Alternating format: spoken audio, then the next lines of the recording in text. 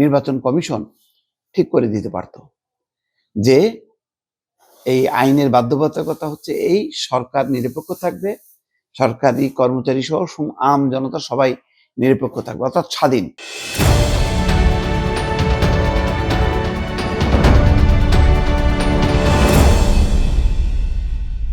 গণভোট আসলে কোন পথে? সংসদ নির্বাচন তো বুঝি, কিন্তু গণভোটটা সত্যি কথা বলতে কি এবার বুঝতেছি না, এটা ক্রমেই জটিল হয়ে যাচ্ছে। দেখেন, কালের কণ্ঠ একটা রিপোর্ট করছে যে সরকারি চাকুরেরা কোনো পক্ষ নিতে পারবেন না। তো উপদেষ্টারা ঘটা করে নেমে গেছে। উপদেষ্টারা কারা? তারা নামলো কিভাবে? তারা জনগণের ট্যাক্সের টাকায় চলে না, তো তারা পক্ষ নিয়ে নিল যে, বলতেছে শুধু হ্যাঁ প্রচার চালাবে, আর না হলে নাকি একটা গণশত্রু দোসর হয়ে যাবে।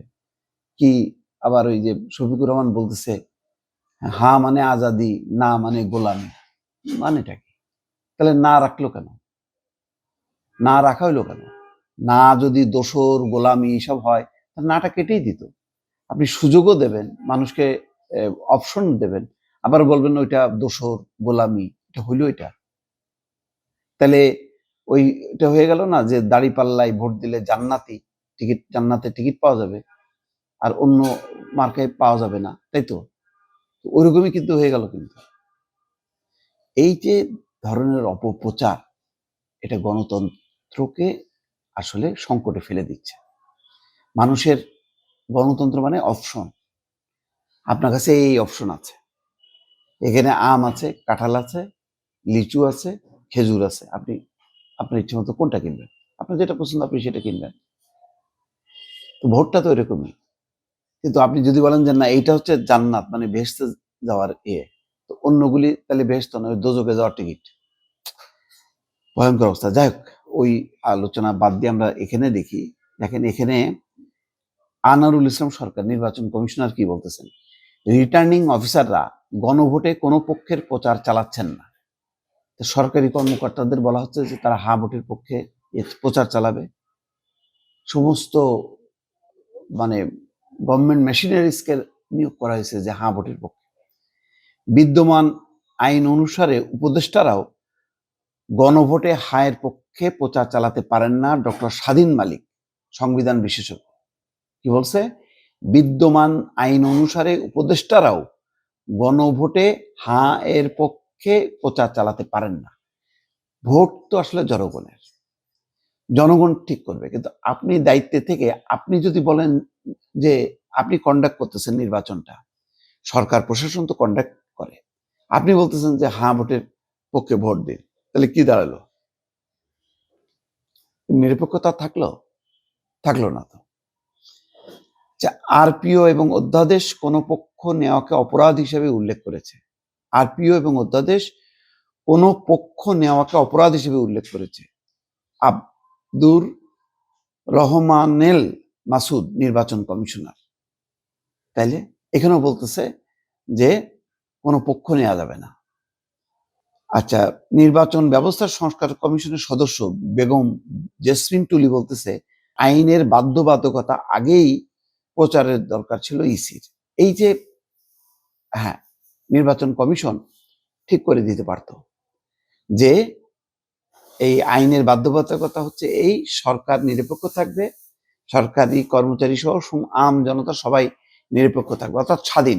তুমি হ্যাঁতে ভোট দিতে পারবা, না ভোট দিতে পারবা। কিন্তু যেভাবে ঠেলে দেওয়া হচ্ছে হ্যাঁ, আমার কেন জানি মনে হচ্ছে কি জানেন, না হয়তো জিতে যাবে এইসব তৎপরতার কারণে। মানুষ কিন্তু খুব সেন্সিটিভ। মানুষকে যদি আপনি ঠেলে দেন, মানুষ কিন্তু উল্টা দিকে বলে যে আপনার মতলব আছে, এবং বিপদ। হ্যাঁ ভোটকে এই সরকার উপদেষ্টারা বিপদগ্রস্ত করতেছে, এইভাবেই বিপদগ্রস্ত করতেছে। আপনি তো ভাই আপনার জনপ্রিয়তার জন্য একটু ভোট নেন, এখন ভোট নেন, দেখেন ভোট পান কিনা। আপনি যখন হ্যাঁ বলবেন, মানুষ বলবে যে না কর, না দে। মানুষের পিঠ দেয়ালে ঠেকে গেছে, আস্থা নষ্ট হয়ে গেছে। দুইটা জিনিস গুরুত্বপূর্ণ, সেই দুইটা জিনিসে ব্যর্থ। আইন শৃঙ্খলা এবং অর্থনীতি, মানুষের দ্রব্যমূল্যের কষাঘাতে এমনভাবে মানে জর্জরিত, অর্থনৈতিক এমন দুরবস্থা, রপ্তানিতে ধস নামছে, বেকারত্ব বাড়তেছে, বিদেশে যাওয়ার রাস্তাগুলি সব একে একে বন্ধ হয়ে যাচ্ছে।